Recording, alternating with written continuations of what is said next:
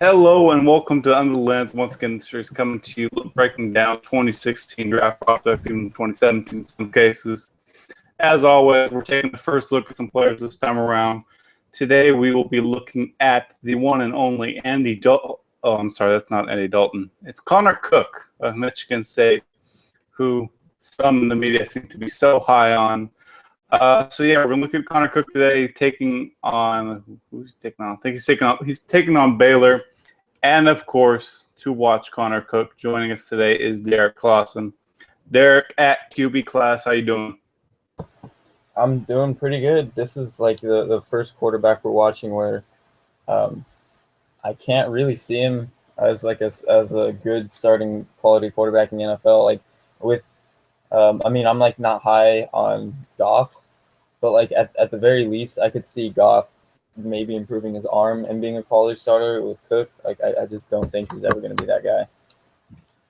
In our pre-show discussion for those watching now, we did point out, well, Derek pointed out that, if you dye Cook's hair red, we're pretty sure DNA testing will show that Cook and Dalton are brothers. It's a fact.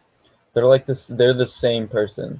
I mean, they're both just like that goofy looking dude. They were probably like kind of popular in high school, but still like nobody really wanted to deal with them. They're just like goofy looking dudes.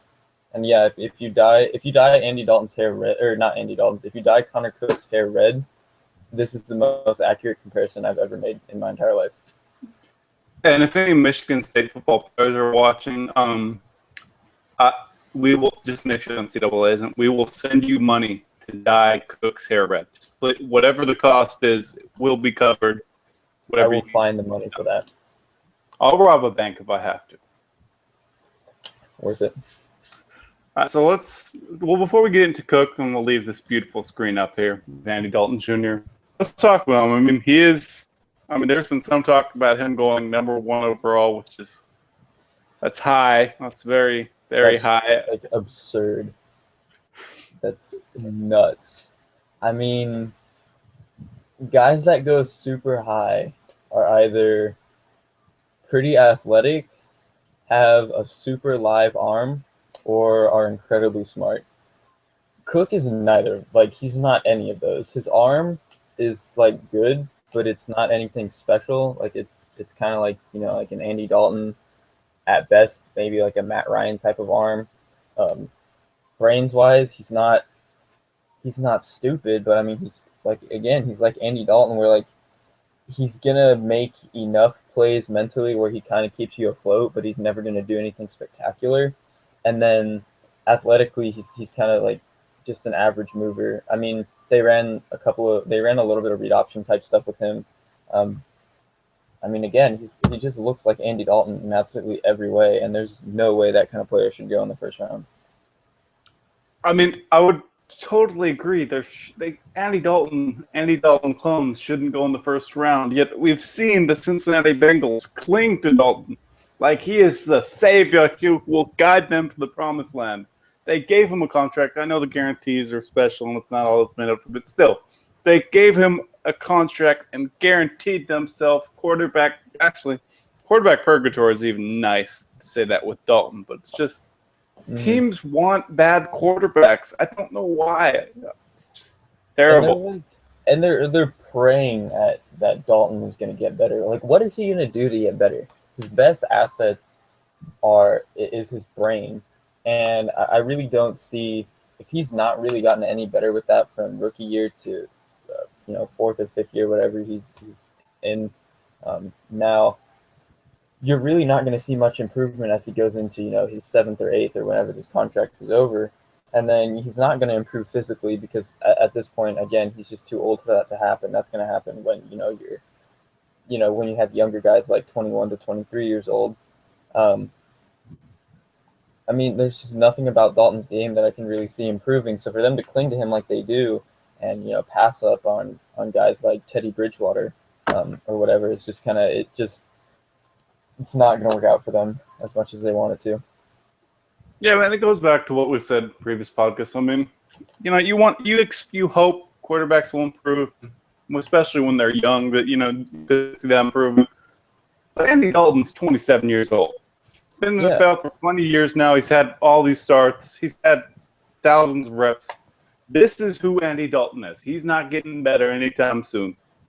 Exactly. Like, what is he gonna see, or what is he gonna do at this point that's gonna be able to be different and elevate his game? Like, there's nothing. He's at this point, he's pretty much seen all he's gonna see from the NFL, and there's really not much adjustment left for him to do. Definitely. We've talked about Andy Dalton, so I think now we shall get to watching Andy Dalton Jr. taking on, just goodness, I can't. There we go. Baylor. It's just, be nice to him, Baylor. Be nice.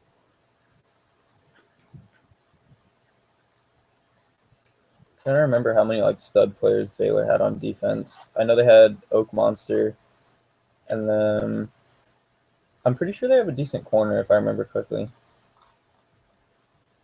I'm actually not 100% sure.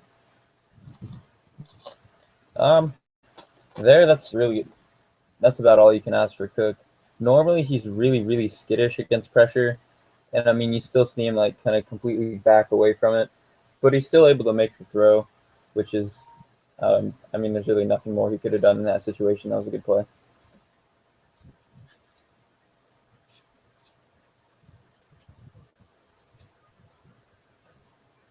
And there was another good. Oh no, he kind of Well, you want to rewind that one again? It looks like he hits the guy in stride. Yeah, he hit him. That's what I thought. Yeah. Go ahead. Yeah, no, and he sees that his guy's working over the top of that defensive back, and that should be a touchdown. I mean, that was a good play on Cook's part.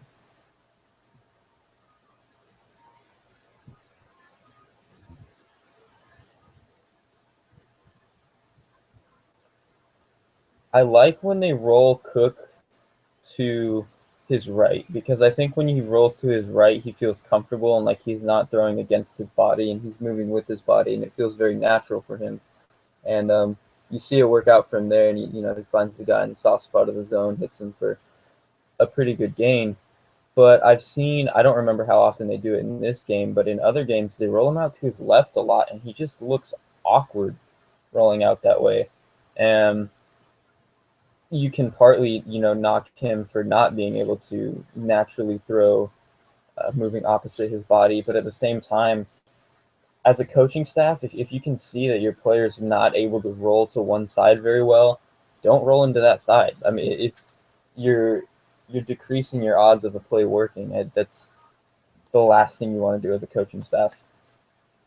You want to be able to maximize the players.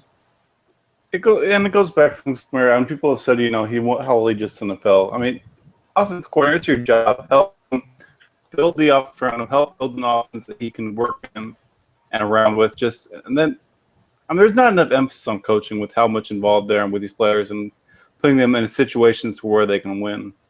Mm-hmm. Do you want to rewind that sack again?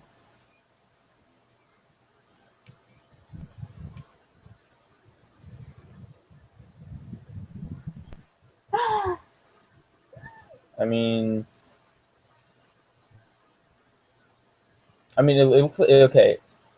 He does one thing right and one thing wrong here. He does a good job of moving up in the pocket and evading that pressure, but after that he doesn't know what to do. I think instead of sliding up directly into his lineman, he should have taken an angle either way and just tried to run out of the pocket, because it didn't look like he really had any room in front of him to be able to make the play, and that he was kind of just backing up into his own lineman. Granted, it was 3rd and long, so you kind of still want to make a throw, but he could have found some way to throw outside of the pocket, I think.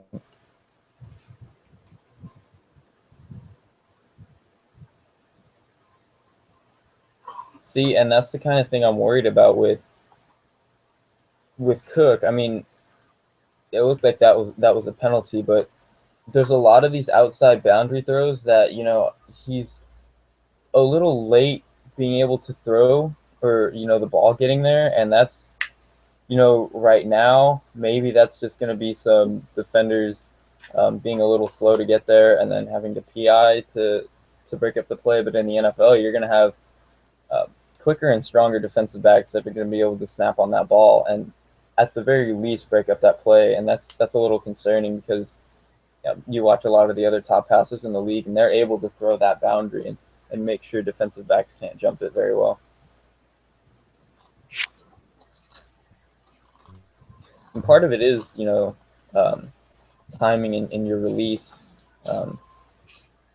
And I think, Cook is fine in that aspect. It's just that he doesn't have that top-level arm to be able to throw the boundary exceptionally. I mean, he's kind of just average there, I think.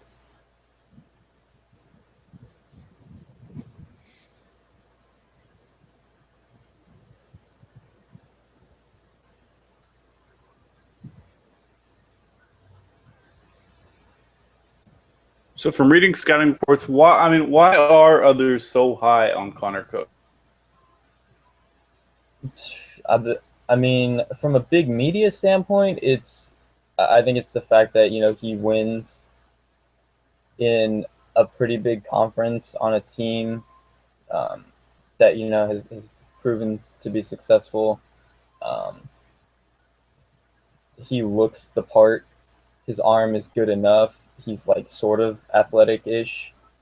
And he doesn't really, like, his thing is like, I mean, yeah, he's scared of pressure, but he doesn't make awful mental decisions like when he has a clean pocket. And I think that's something the media kind of focuses on. Like, I think that was part of their thing. Like, there was a lot of big media who did like Jameis a lot, but at the same time, a lot of the big media that didn't like Jameis, or just people in general that didn't like Jameis, is that they felt when the pocket was clean, he was making poor decisions. And Cook doesn't really do that when the pocket is clean. So I think between that and, his size, and he has enough tools, I think it just kind of culminates to people liking him more than the other guys that, maybe have some other surface questions. Like, with Goff, there's the surface question of his arm, and Cal just generally not being a very good football team. With Hackenberg, you have the statistical regression. With Keel, you have, the transfer thing. Just with all these other guys, it seems like there's something the media can harp on pretty easily, and there's really not that with Cook, on the surface. Well, it's like the same. I mean, every year after the draft, we hear, well, next year's quarterback class is going to be outstanding. I mean, people start picking him apart. They look for one guy. He may have average traits, but because there's not the one big question mark besides just being average or mediocre, they're going to vault him up. Exactly. I mean, yeah, that pretty much happens every year, and I'm almost surprised that it's not Cody Kessler, because I think Kessler is an even smarter player, and I think he is kind of part of why USC was able to have their little bit of resurgence, because they finally had a decent quarterback. I mean, not that he's really much better than Connor Cook, but I'm just a little bit surprised that Cook has all this attention and Kessler maybe doesn't. That throw right there was a little bit concerning, because those like 5-yard out-ish type routes really require a good arm to be able to, both hit the trajectory and be able to hit a moving target moving at such a weird angle like that. And Cook throws it well behind his guy, and it was incomplete. And that's just something I really don't like seeing, because, again, a lot of the top NFL passers are hitting those throws routinely. I could name off anyone. I mean, Brady, Romo, Cam, all those guys really don't have any issues throwing that route.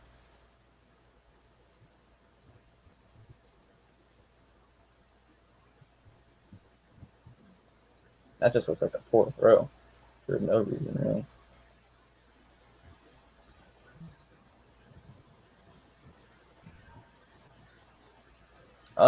See, that's what I'm talking about with Cook being smart, enough. There's definitely times where he understands that his guy is going to be working under a zone, or over the top of the safety, and he's able to hit his guy right out of a break to make sure that the zone defender isn't able to break on it. So that was a good throw.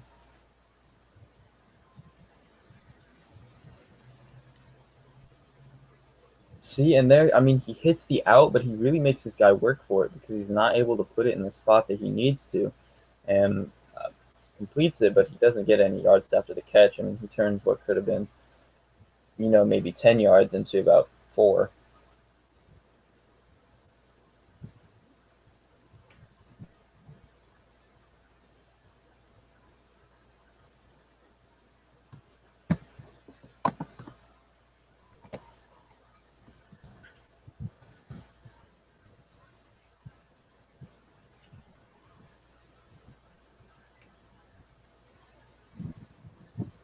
And I also don't like that with the end of the quarter, or yeah, with the end of the half being like this, that they're kind of taking the ball out of Cook's hands.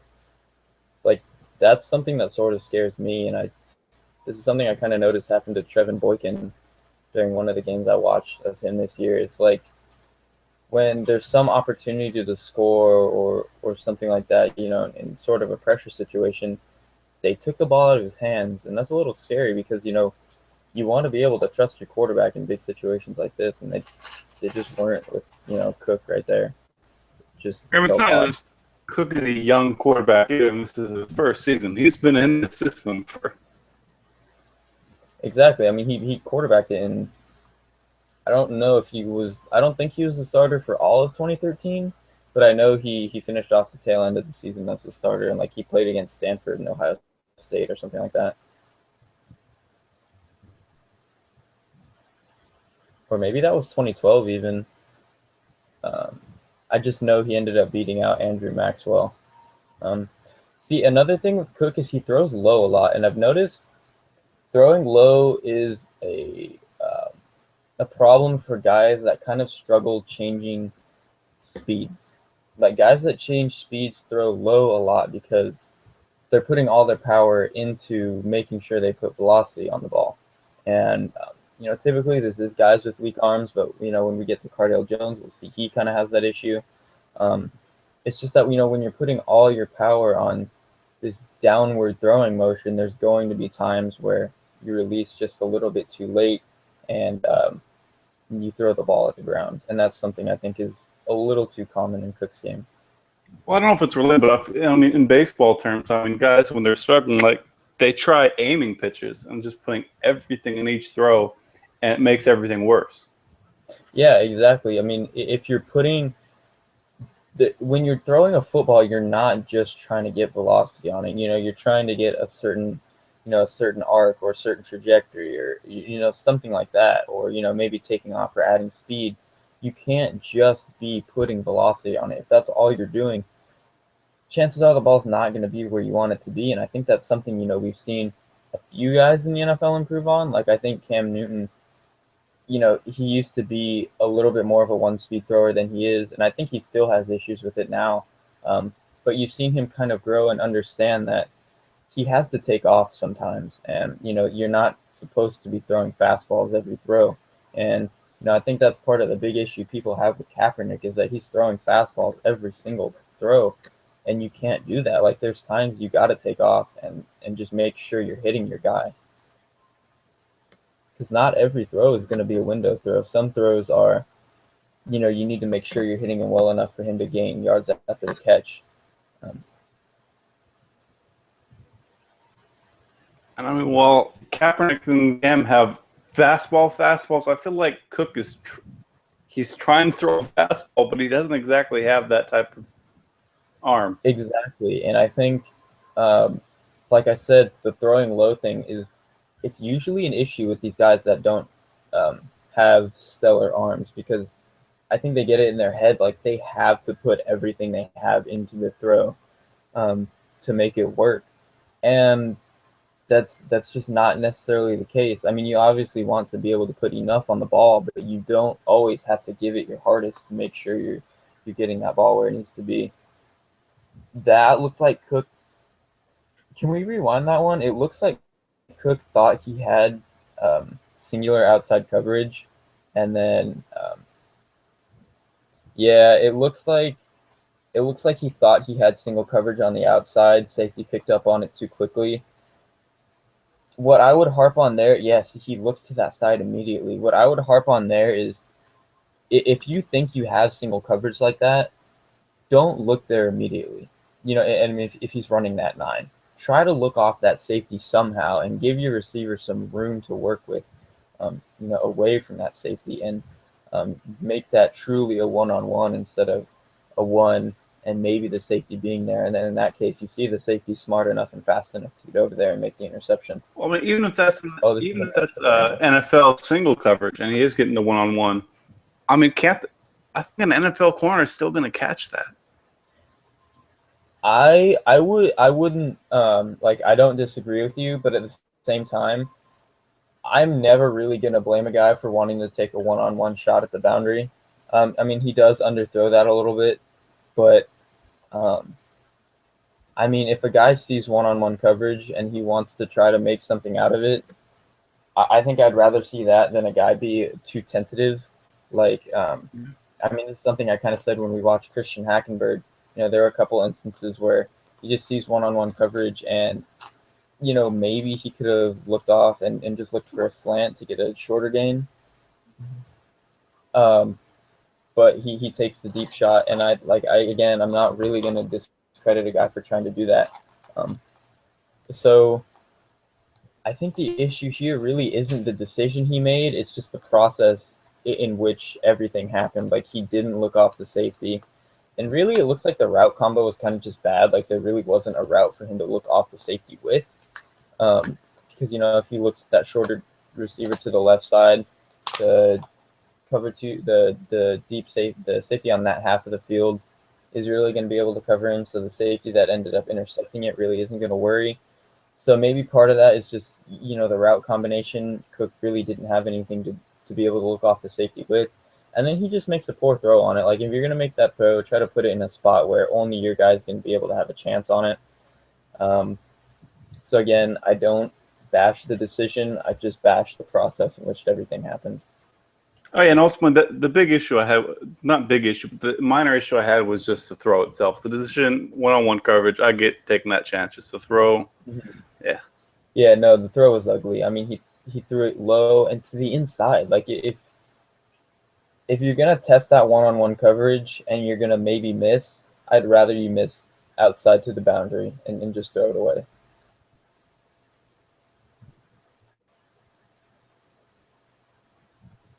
That was a good throw on Cook's part.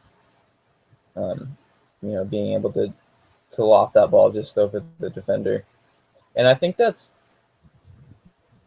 something Cook is pretty good at. As much as he struggles, maybe changing speeds with, routes crossing his face. With routes that are kind of going over the top of defenders, I think he's very good at getting, a good trajectory on it, whether it be, a seam route like that or a post route. I think, even though Cook isn't one of the best passers overall in this class, I think there's really not many other guys in this class that throw the post like he does. The corner post, I mean. That was really him just giving his guy a shot at the ball, which, again, I'm really rarely going to discredit a quarterback for just trying to give his guy a shot at the ball like that. And it worked out for him there. I mean, he does it there again. He sees he's going to be able to have this kind of one-on-one contest with, one of his receivers is staying shallow and his other guy, the shallow receiver, is really clearing out for this one-on-one opportunity, because you can see they just highlighted there's not going to be a safety over the top. It's just going to be this cornerback. So I think that was a smart play by Cook to recognize that what the coverage was and understand that he's going to have a one-on-one situation and to attack it. I give him props there. That was a very good play.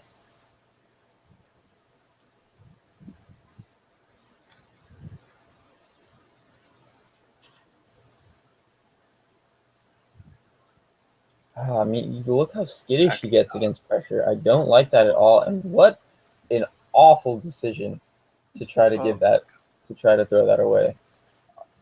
I mean, that was such a bad play. I mean, that's probably, I mean, maybe not the worst I've seen of any of these 2016 guys, but that's definitely up there. I mean, not only does he completely fade away from pressure. Granted, he does have two or three guys coming at his face, but if you're going to get outside of the tackle box and do something with the ball, throw it out of bounds. Don't try to give someone the ball, because that play is long dead if you have two or three guys rushing at your face. So don't do something stupid and try to be the hero. Just throw that ball away. I mean, this is the exact. If you were to make a highlight of things not to do with pressure, he covered everything. And it's just you're doing it in a situation where you're down 41-28. You're close to a touchdown. Instead of being 41-35, they just scored a touchdown. Now the game is pretty much over. Exactly. I mean, if he doesn't give the ball up there, and they end up scoring on that drive, that turns it into a tie game as opposed to creating this 2-score gap.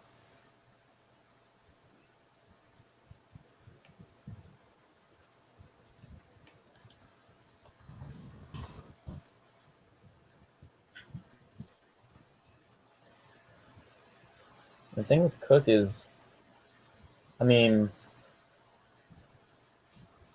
some people are kind of sitting out here saying, "Oh, well, he could be Matt Ryan."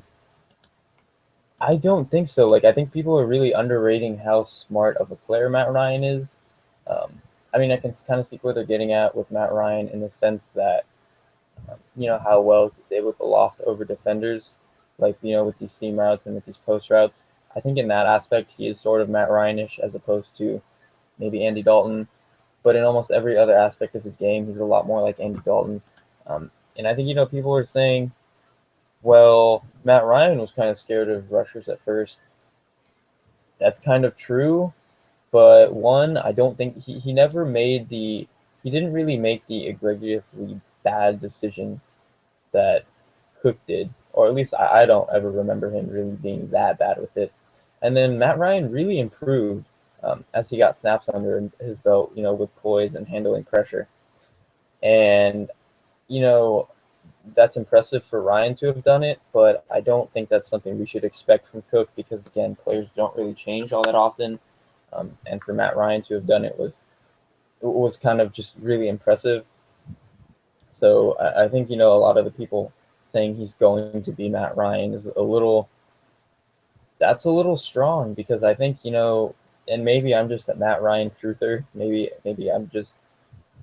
I've always kind of been a Matt Ryan fan, so maybe that's where this is rooting from. But I don't think he can be a Matt Ryan, top 8 to 12 type quarterback. I just don't think Cook is that talented in any facet of his game, really.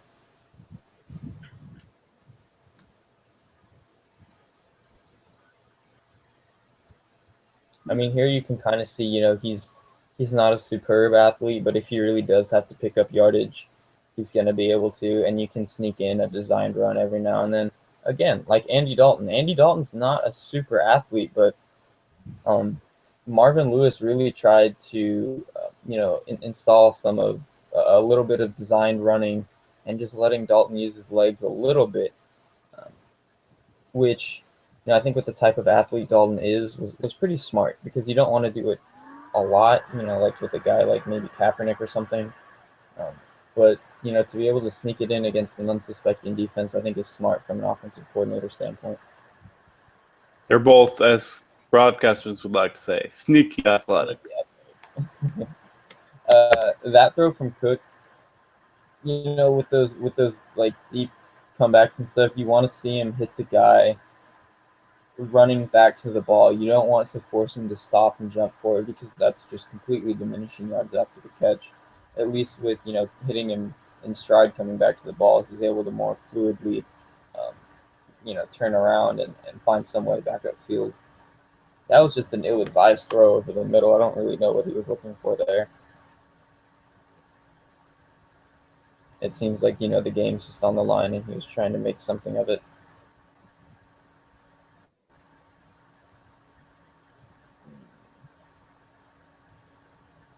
Another out poorly thrown, and that time he overthrows it, but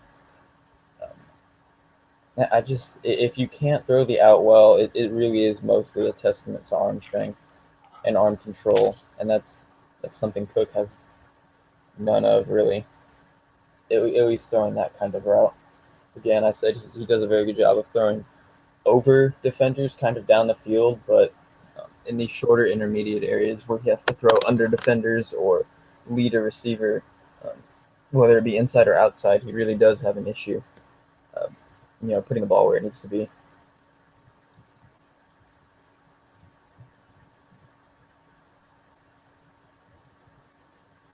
That's a good throw. And part of that throw is being able to just not have a fear that defenders are around and just be able to stick that throw in there. So I commend him for being able to, not be scared of that throw.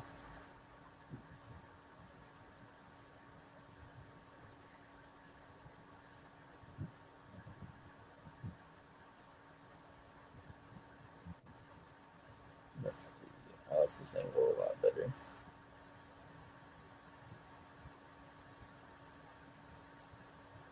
Can you rewind this all 22 type clip again? I just want to see.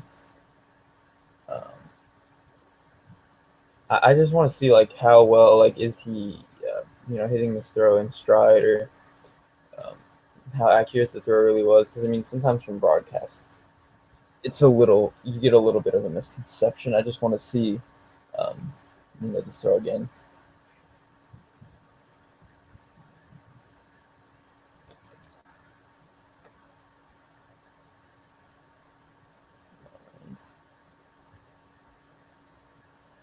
I mean, it looks like he does a good job of moving the defender, that underneath defender, and keeping him outside. He just can't stick the throw. That's worrisome. I mean, he did everything else right on that play. He just couldn't make the big throw, and if I remember correctly, that cost them the game because, see, he doesn't complete that throw there.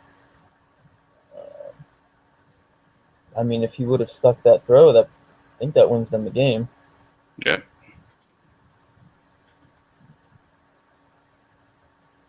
It wins, but still. Oh, yeah, I mean, it would have been nicer to see him do it beforehand because, you never really want to add opportunities to lose the game. But in the vacuum of this play, he does a very good job of seeing who's going to be open here and understanding that, the receiver working underneath is going to pull his defender down, and he sees that his guy gets the inside move and makes the throw. I mean, that's pretty impressive to stand. He sees the blitz coming through the A gap. He knows it's going to be coming, but he knows where his receiver is going to be and that he's going to have an open guy for a touchdown and wins the game. That's pretty impressive, and I think that's probably another thing with big media that's really going to love him, because that was something people really talked about with Blake Bortles, and even Jameis Winston is these late game comebacks, and that's certainly not like a wrong thing. Like I'll say big media gets really hung up on stupid stuff sometimes, or just kind of the wrong stuff, or don't look at the big picture. But I think being able to handle these type of pressure situations from a scoreboard standpoint is pretty impressive on Cook's part. Well, definitely. I think one thing that we talked about when watching Jared Goff is that third, fourth downs, big situations, he wasn't on the mark. His throws were off.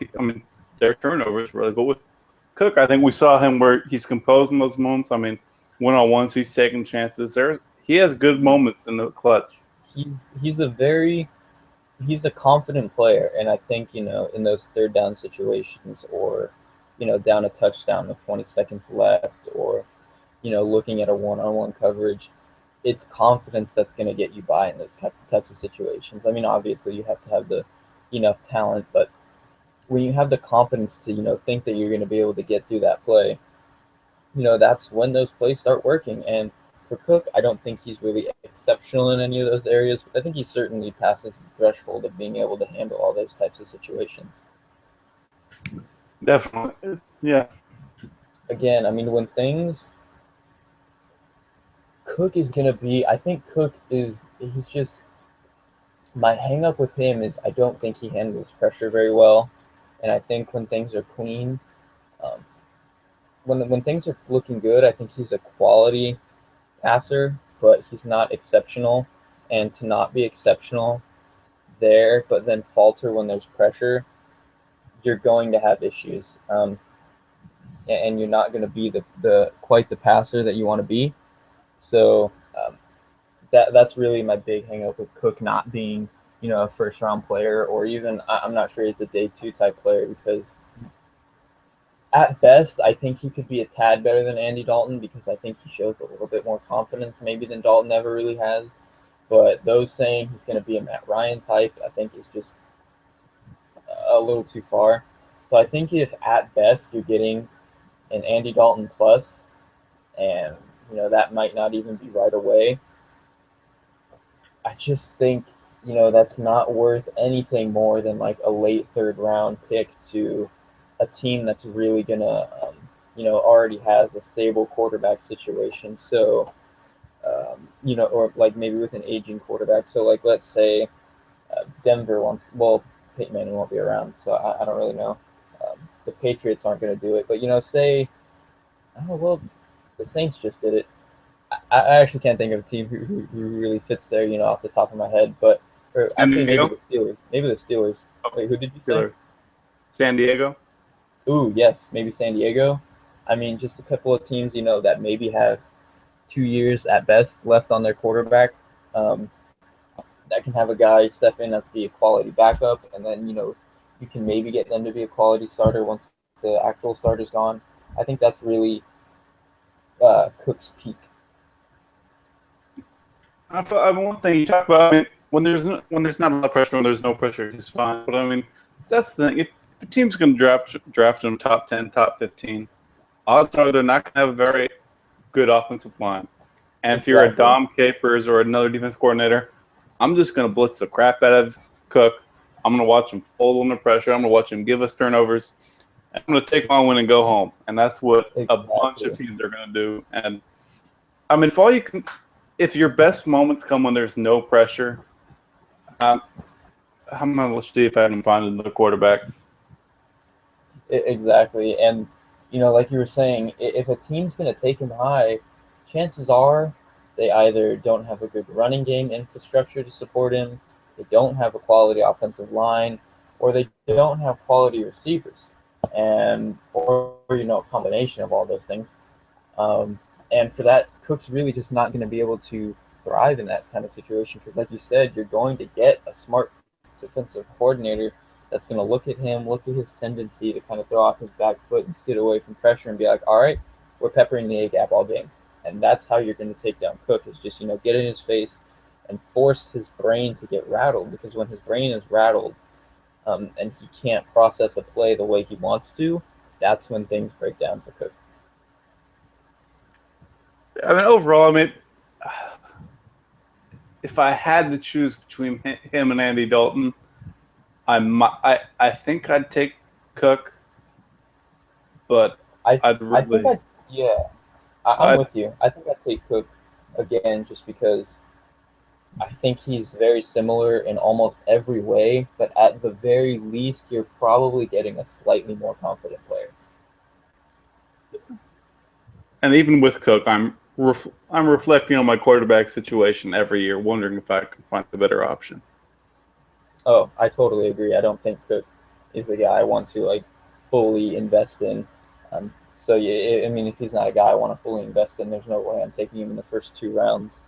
And if it were me personally, I wouldn't really take him in the 3rd either. So we looked at Cook. I think coming to the same summary, basically he's a slightly better Andy Dalton, but just not the top. If you're a team that's going to take him top 5, top 10, we're going to sit here 4 years from now. You're still going to have him on your team, but you're going to be a starter. You're going to be, well, he might be your starter, but he'll be a 6-5 win team. Exactly. Just, I don't know. NFL teams, I don't understand how you think. Nor do I. I mean, people are like, well, they're not with the Bengals.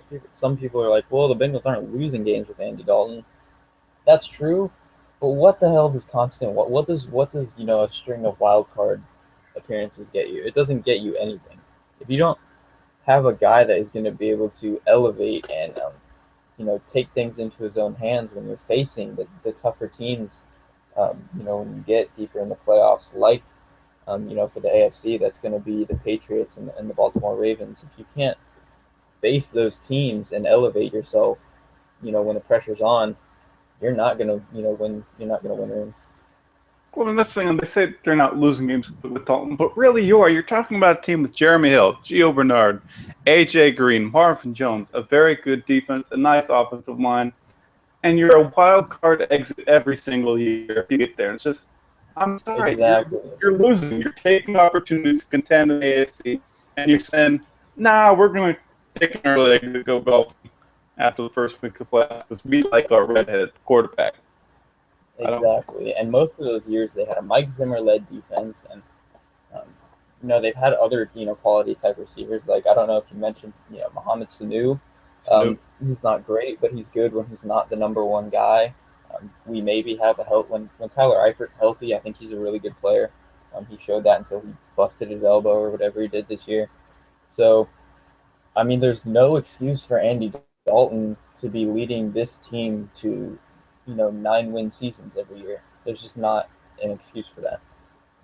I'm just going to say this. I mean, I like Green Bay Packers are going to get on the offensive line and the wide receivers, but if Aaron Rodgers has that defense, he's got at least one more Super Bowl right now. Oh, I completely agree, because Aaron Rodgers is – the thing with Rodgers is he's always seemed to elevate everything around him, and especially the offensive line. I don't think Green Bay has a particularly bad offensive line. I mean, I think they have a quality offensive line. But when your quarterback is so smart and able to evade pressure and get balls out quick, your offensive line is going to look about a lot better than it is. And I think that's something we see with, Peyton Manning a lot too. And I just don't think, a guy like Cook is ever going to provide that.